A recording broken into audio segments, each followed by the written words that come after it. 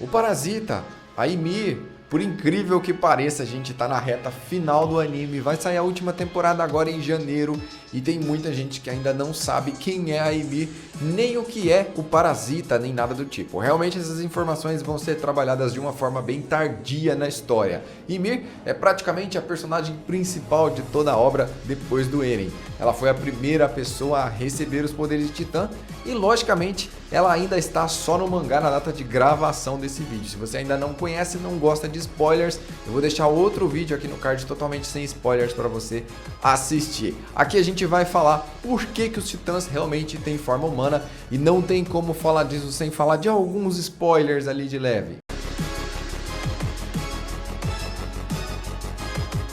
Muita coisa no mundo de Shingeki no Kyojin foi baseada na mitologia nórdica. Se você já viu algum filme, alguma série ou estudou sobre a mitologia nórdica, você vai ver que de vez em quando eles falam ali em Ymir. Por exemplo, na série Vikings, eles falam de Ymir. Eles explicam, segundo a mitologia nórdica, como que Ymir era uma gigante e o corpo dela foi usado para formar a terra.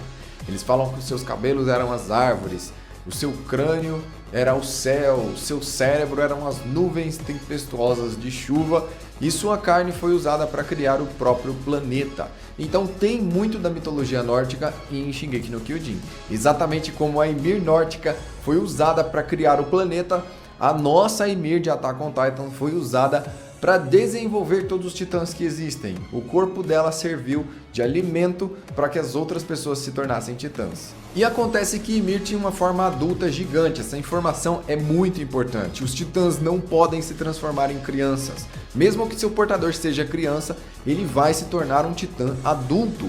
Isso está explícito em toda a série. Quando Reiner, Annie, Bertholdt e todos os outros que eram crianças se tornavam titãs, eles tinham uma forma adulta.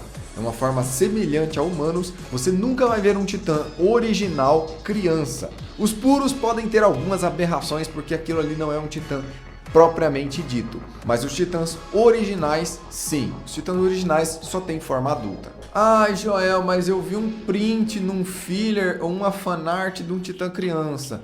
Eu sei que vai aparecer esse tipo de comentário porque sempre tem essas pessoas queridas que vêm aqui querer contrariar alguém que está falando em um vídeo no YouTube. Cara, martelo de guerra, ataque, colossal, encouraçado, fêmea, quadrúpede, esses são os titãs originais, ok? Você nunca vai ver esses titãs em forma criança, não existe isso. E por que é tão importante entender sobre isso, que não tem forma adulta? Porque aí a gente pode desenvolver uma ideia para entender por que ele tem forma humana. O Parasita que se uniu a Ymir quando ela era criança, fez ela se tornar uma adulta gigante. Quando ela voltou à sua forma de criança. Mas por que o Parasita escolheu ela? Já parou para pensar nisso? Ele sempre faz com que as pessoas se tornem sua melhor forma, sua forma mais potente. Então ele não poderia fazer uma criança se tornar uma criança gigante, não faria o menor sentido e esteticamente ia ficar muito estranho. Então assim, transformado em um adulto no seu auge, com força, com músculos, o Parasita sempre extrai o melhor que existe do seu usuário. E esse Parasita tem uma grande fixação por humanos. Afinal de contas, são humanos devorando humanos. No final das contas ali, tudo que o Parasita se envolve são apenas com humanos. Porque os titãs não devoram animais, eles não fazem mal para animais, somente para humanos. E isso é mais uma pista do que pode estar acontecendo. Existem duas possibilidades aqui. Ou o Parasita quer somente humanos, e a gente vai seguir o vídeo por essa linha, ou quando o rei mandou cortar e serviu Ymir para suas filhas, criou-se uma regra de que os titãs devorariam apenas humanos. Isso é uma possibilidade. Veja que na obra original nada é explicado, então a gente pode teorizar, a gente pode conversar sobre isso para juntar os pontos e ver se realmente faz sentido ou não. Eu gosto bastante dessa ideia porque na época de Ymir várias regras foram sendo criadas. Ela ganhou o poder de Titã, ficou 13 anos com o poder de Titã, ao morrer criou-se essa regra que os portadores de Titã poderiam ficar 13 anos. Tá escrito isso em algum lugar? Não, isso são possibilidades. E pelas possibilidades a gente cria argumentos, pelos argumentos a gente cria teorias e aí a gente vai vendo se vai fazendo sentido ou não à medida que o tempo vai passando e que o Isayama vai lançando conteúdos extras. Lembra que ele deu uma entrevista, se você não viu a entrevista o link está aqui no card.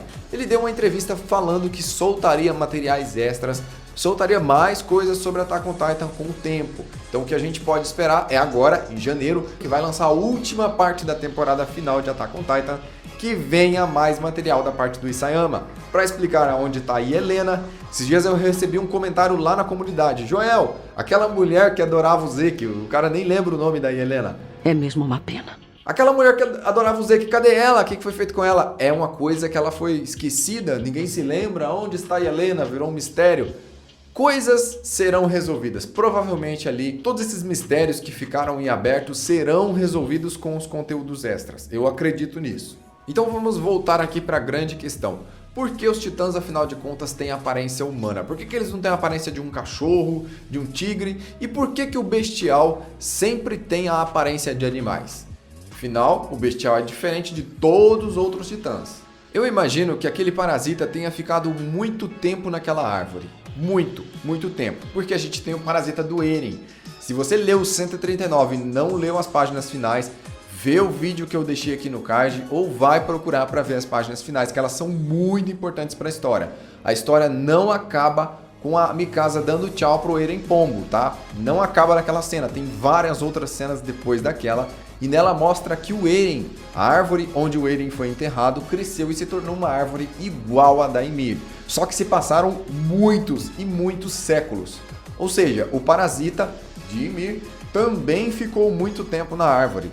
Para aquela árvore crescer, demora muito tempo, é o mesmo tipo de árvore. Então a gente já sabe ali que o parasita teve que ficar ali muito tempo até para a formação daquele lago embaixo da árvore, a árvore daquele tamanho. Será que foi o parasita que fez a árvore crescer, igual a cabeça do Eren fez a árvore crescer? Isso tá para interpretação, tá? Isso não tá nada exato. Mas vamos seguir por essa linha. Foi o parasita que fez a árvore crescer, que gerou o lago, foi a presença dele ali que fez isso. Então ele passou ali muito tempo. Ele passou ali vários e vários séculos e a grande evidência disso é que quando estão falando sobre ele no mangá, mostra a época jurássica, a época pré-histórica. E lá estava ele, a origem de toda a vida, aquele que estava ali esperando um dia se conectar a alguém ou alguma coisa. As portas da árvore estavam abertas, qualquer um podia entrar ali, qualquer coisa poderia entrar ali, cair naquele lago e se tornar titã.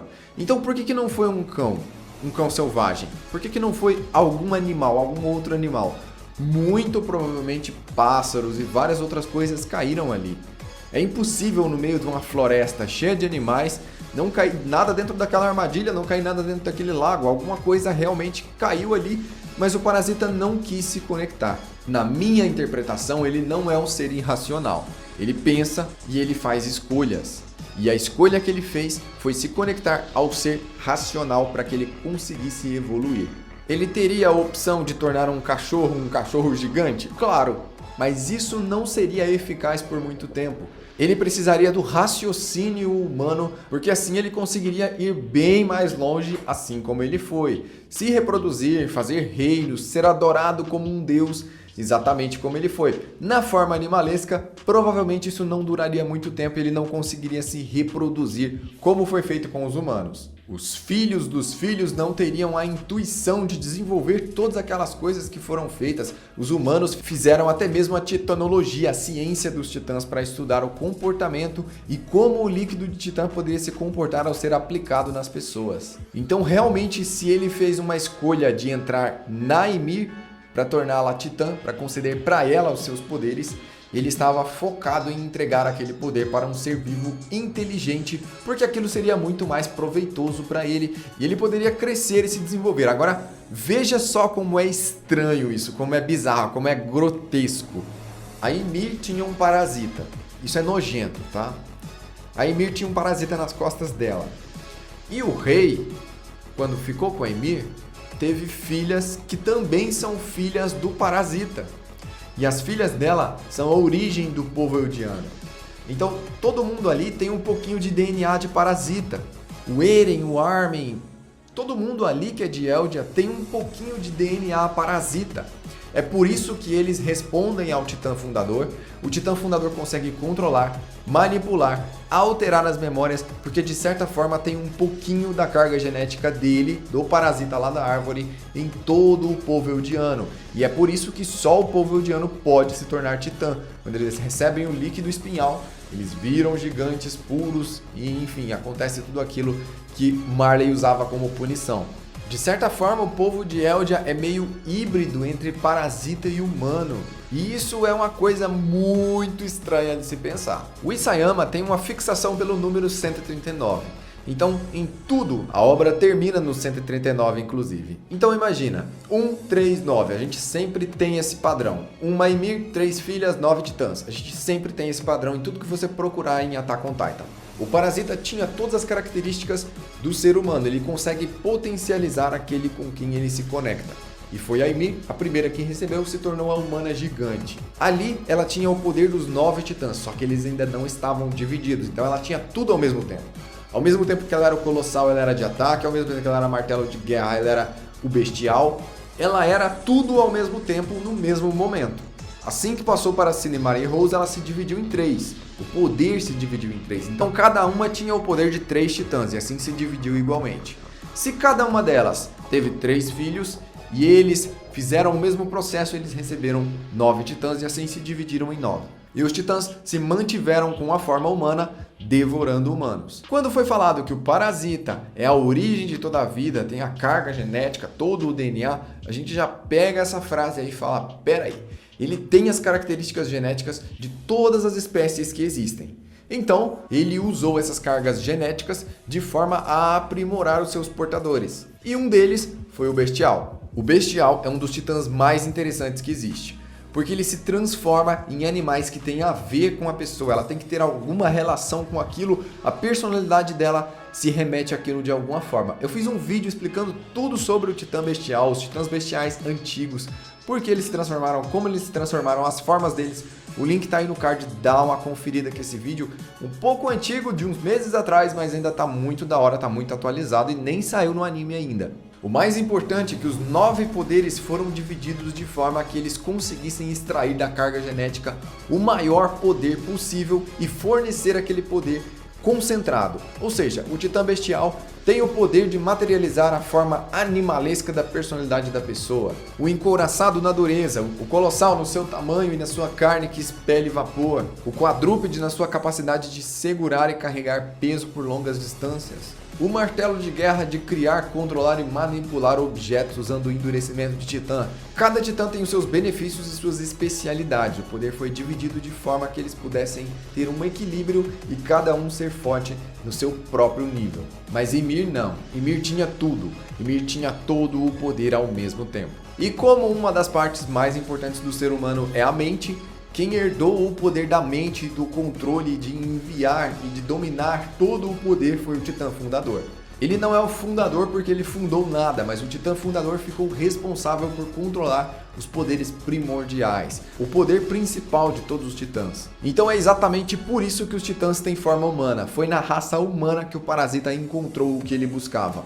Uma forma de crescer e se desenvolver em poder e forma. Ah, mas e o Titã Bestial? Por mais que ele seja bestial, ele tem forma humana também. Por exemplo, quando ele está com cabeça de bode ou com cabeça de coelho, o corpo é humano. Então ele acaba, mesmo tendo o poder animalesco, ainda tendo a forma humana. E o plano do parasita até que deu muito certo, até que finalmente ele foi derrotado pelo plano da Ymir e do Eren. Se você tem alguma dúvida de Attack on Titan, coloca sua dúvida, mais Anime no Kokoro, pesquisa aí no YouTube que provavelmente eu já fiz algum vídeo sobre isso. Se não tiver nenhum vídeo, deixa aqui nos comentários que eu vou fazer um vídeo respondendo ela. Eu sou o Joel, eu vou ficando por aqui, compartilhe esse vídeo e até a próxima!